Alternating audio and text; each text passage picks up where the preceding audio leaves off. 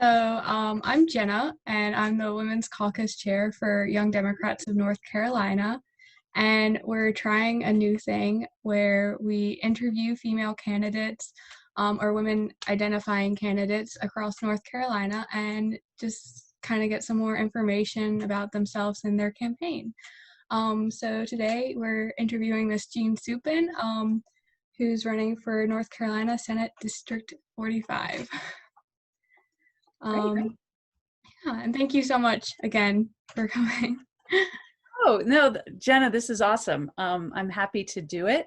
I know what a huge activist and political person you are. I know all the different, or at least I know a few of the different ways in which you contribute and bring your talents to the table. So I'd really do anything you ask me to do. So I'm delighted to be here. Thank you. Do you want to jump into the questions? Sure. Okay, Sounds great. So first off, how did you get your start in politics? Well, my first political awareness, weirdly, it was when I was 13. I was 13 during Watergate, and I vividly remember I was spending the summer with my best friend in California, and much to her huge frustration, I discovered the Senate Watergate hearings, and I thought they were fascinating. And I literally spent hours glued to the TV. Again, she was incredibly annoyed. I mean, we were 13. And but I just found it incredibly fascinating. I didn't understand a thing that was going on, but even to this day, I have kind of seared in my memory are those black and white TV images of all those men, all white men, all, wearing suits and crew cuts. That wasn't particularly appealing, but there was something about the profound nature of their conversations. Again, I didn't understand a thing they were saying, but I did understand that there was great weight and gravity and solemnness in their deliberations. And I found that to be incredibly inspiring. And so that sort of hooked me. I subsequently studied political science in college and graduate school. In graduate school, in both, I focused on American politics and constitutional law, and also revolution, protest, and mass movements. So that's my academic background. And then I worked for a candidate. He happened to win. I worked in his district and his state offices. And then the rest of my career, I've been engaged in one way or another in the public sector, helping government services work better for people, helping nonprofits work better for people, and engaging in policy and big systemic change. That's been my professional role. So all of that emanated from sitting on my best friend's living room floor watching this weird TV drama unfold when I was 13. Yeah, I can definitely relate to that with the 2016 election. I feel like a lot of college students who are studying political science now definitely had a similar experience. That's really awesome. Yeah. I can imagine. So what issues are you most passionate about? I've got kind of two ways of looking at it. Short term, absolutely. I mean, I'm running for state senate because we need Medicaid expansion right this second to protect upwards of 650,000 North Carolinians, more, I'm sure, now as people lose their insurance because of COVID. And our hospitals and our mental health clinics and our addiction clinics and our community health clinics desperately need for North Carolina to accept Medicaid expansion. So the folks that they are already serving but don't have insurance are able to be covered, and those hospitals and clinics are able to get paid for services they're already delivering.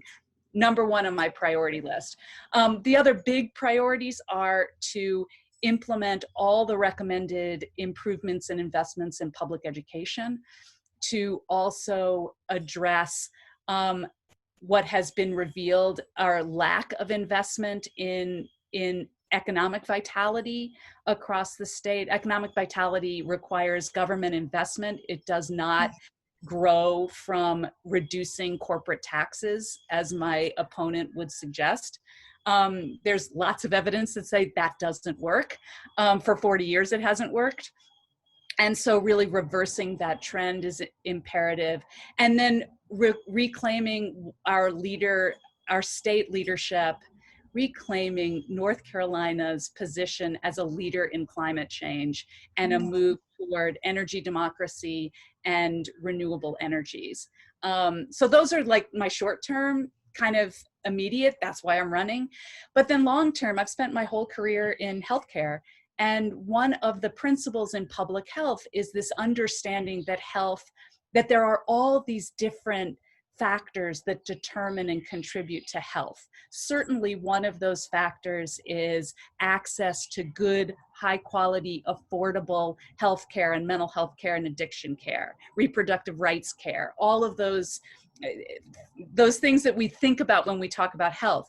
But what public health experts also say is there are all these other factors that are equally important in contributing to health. So we need a healthy environment. We need healthy water, healthy food. We need a healthy and welcoming and kind social community.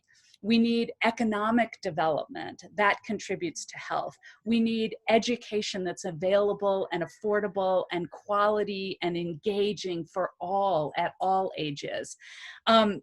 These are some of the social determinants of health. And so if we're really serious about building a future with vital families and individual lives and communities and our state as a whole, we need to be heavily investing in all of those arenas. And investing in them with a long-term vision. I mean, I would like for the planet and our species to last and thrive for more millennia, and that requires some transformative action right now. Absolutely. Thank you so much. Those are really important issues. And what advice do you have for young people who are like involved in politics, and maybe even thinking about running for office one day? Do it. Just jump in. I thought about running for office since I was in college, and it took me until I was, 58 before I decided to do it. Don't wait as long as I did. It doesn't require that much overthinking. So if you're interested, do it as a young person, because we need you desperately. The world needs young, active, intelligent, inspiring voices. And just so don't hesitate. And you'll learn as you go. I mean, I've certainly learned as I've gone through this process, and it's okay to learn as you go. So just do it and jump in. And then I was thinking about some, sort of more practical, or I'm not sure if they're practical, but sort of some deeper advice that I would offer. Again, merely because I'm sort of old, and I'm kind of jumping into this. But first, be really clear about who you are, and be really clear about what your core values are, and hold on to them. First, as a politician, it's really easy for others to mold you into somebody you're not. But the truth is, voters as well, all of us, we can recognize a fake in a heartbeat. So first and foremost, just be really clear about who you are as an individual, own it, and make sure that everything you do in the political realm, not to mention other realms, really is an expression and an extension of who you are.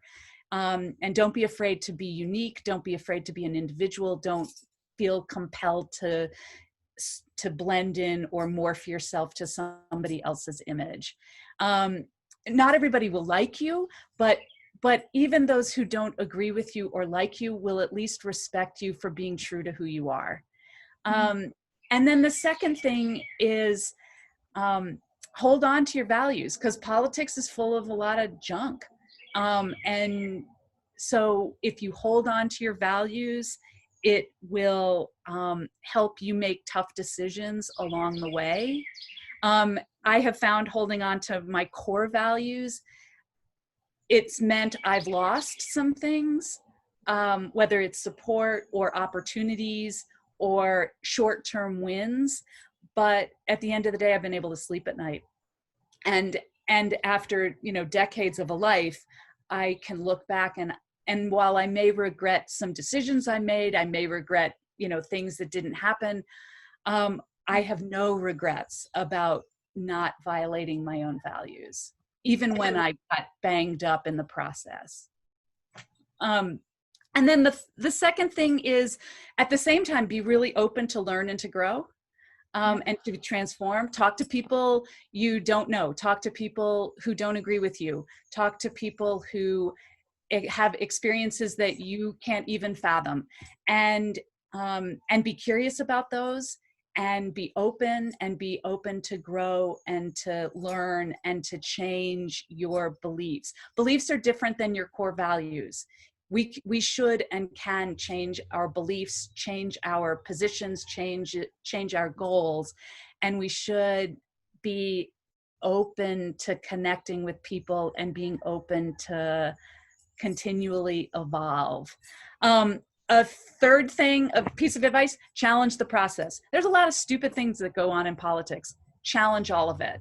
If it's stupid, if it forces a lack of inclusivity, if it marginalizes ideas or thoughts or people or groups, if it's just cumbersome and silly and ridiculous, challenge it all. Don't be afraid to challenge things. Again, we need young voices in particular to challenge. Fourth, particularly since this is for the Women's Caucus, own your voice. Own it, hold it, and remember you have a right to express it, even if people don't offer welcome. Find other women and ally with them. Several years ago, there was this fabulous article, I think it was Vanity Fair, but it was an article interviewing all the women who were in Barack Obama's first White House staff. And it was a beautiful photograph of all these women, really, really diverse group of women, obviously brilliant in whatever their field was. They were all part of the initial West Wing. And yet they quickly discovered that they were experiencing bias. And in the classic ways, learn all about gender bias, how women get interrupted far more often, where women's ideas fall flat and a dude on the other side of the room will pick it up and run with it as if it's his. And they were discovering that they were experiencing the same thing, even in the most diverse White House we had ever had. And so they came together and they agreed to a plan, and collectively and strategically. And so when one woman was interviewed, another woman would redirect the conversation back to her. If another woman offered an idea and it fell flat, but a dude over here said it 5 minutes later, another woman would redirect it back to her. And so don't be afraid to strategize in that way. We need women's voices, so own it. And then finally, remember that politics and governance are two different things. Politics is the sort of messy, rough and tumble way in which we solve elections, the way we make decisions, the way we build compromise. But that's really different than governance. Governance is and at best, politics is messy. At worst, politics is really heinous. Governance, though, is a whole different thing. We live in a representative democracy. What that means is people are elected to represent the interests of all and the public good and the future and strength of our communities and our state and even our nation and the world. And periodically, and while I know in a practical way those two things get muddled and blurred together all the time, periodically remind yourself, if you're running for public office, you are being entrusted with the responsibility to create a way where, 7.8 billion of us can live peacefully and joyfully and with vibrancy in a shared way on this planet. And every once in a while, remind yourself, yeah, there's politics over here, and if you want to win, you got to play it. But at the end of the day, and ultimately what's more important, is you are offering governance. And don't forget that. It's a huge deal. Yeah, that's probably the best piece of advice I've ever received whenever I asked anyone, what they suggest for young people running for politics. That was really spot on. Thank you. Sure.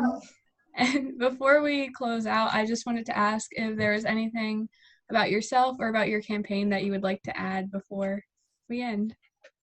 Here's just one thing I've learned now that I've been running for, and I've been running for over a year, at least a year and a half, actually. So I kind of anticipated several things. Like, I knew that it would be physically exhausting. I knew the money part would be kind of obscene. I knew that I'd never have enough hours in the day to finish everything on my to-do list. And I knew some people would hate me. And suddenly I would be in a public arena where that hate could be really icky and feel terrible. Those things I anticipated in running. The one thing I did not anticipate was how emotionally intense it is. Just offering to run and potentially serve in that governance role I just described, it suddenly, I was holding on my shoulders all the hopes and the worries and the anxieties and the fears and the dreams and the desires of everybody in my constituency, whether I met them or not, whether I spoke to them or not. But certainly when I do meet and speak to people, I find that, and it's not about me as a savior. It's not an ego thing. God, I hope it's not an ego thing. I hope I don't have an ego that size. It's a bigger, broader, more generalized piece. In our nation, the way our government and our politics are set up, we naturally look to our political leaders to help make things better. And so when offering to serve as a candidate and as hopefully an elected official, I am holding that mantle for all of those hopes and dreams. And it's just, and as a warning for all of you who are considering running, it's emotionally intense. I have left more than one event when we used to have live events. I have left one or more events, and I tend to not like being with other people, having a driver and all that kind of stuff. I tend to like to be alone, because more than once I just burst into tears. And it wasn't for any particular reason, but it was just there right now, especially anticipating the 2020 election.